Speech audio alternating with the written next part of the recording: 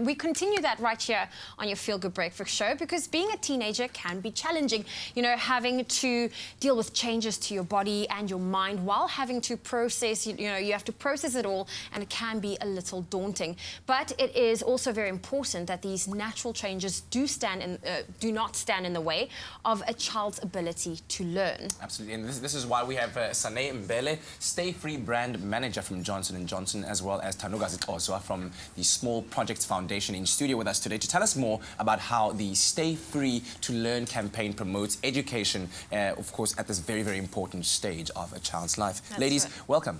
Thank you. Great to have you here. Tandukazi, I'm going to ask you the first question. You know, in some households, it's not easy as a teenager to, talk about the topic of sex with your parents. But you guys have the initiative, #StayFreeToLearn. It's a school program. Can you tell us a little bit more of how that's going to basically change this notion? So, the Stay Free to Learn campaign, first and foremost, is about awareness or the need for girls to have access first to sanitary pads, secondly to education about puberty and their menstrual cycle, and thirdly having access to clean bathroom facilities so that they can manage their menstrual cycle at school. Mm-hmm. So the Stay Free campaign has partnered with Small Projects Foundation on the Bright Futures program. So the Bright Futures program aims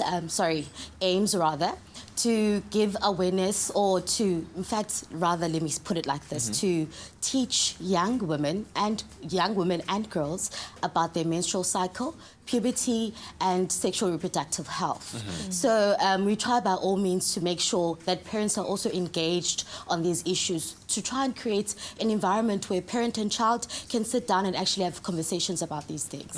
And it sounds like last year was a very successful one for the #StayFreeToLearn schools program, where you educated some 600,000 learners. Am I getting that number right? Yes, 600,000 learners. And so tell us about what the importance is of educating not just girls and young women, but also their male counterparts, making sure that they receive the right information.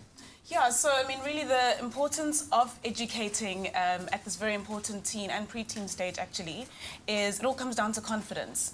Is if you are informed and you know about the changes that are happening in your body and what the decisions you make regarding your body, what the consequences of that can be, you then can just carry yourself with a bit more confidence. I mean, there's life orientation teachers who have told us that they speak to girls who have fallen pregnant and they had no idea what the link was between falling pregnant and your menstrual cycle, and it's literally small things like that.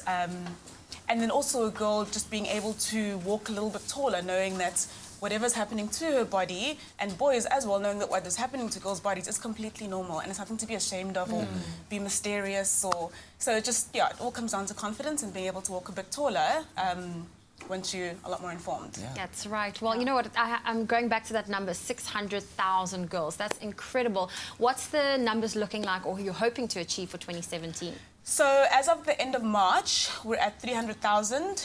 We've actually expanded into more provinces this year. So we are aiming to get to 1 million girls by the end of 2017. That's incredible. And so how can the public then get involved, also make a contribution, and how does that link back to what Johnson & Johnson is doing? Okay, so Johnson & Johnson, from the 9th of January to the 31st of March, had a campaign where you buy a pack, one pad is donated. So those pads are actually being distributed as we speak. In addition with that, Johnson & Johnson also helps out with the Bright Futures program with sanitary pads and also finances. But the public can also get involved by donating to the Bright Futures program.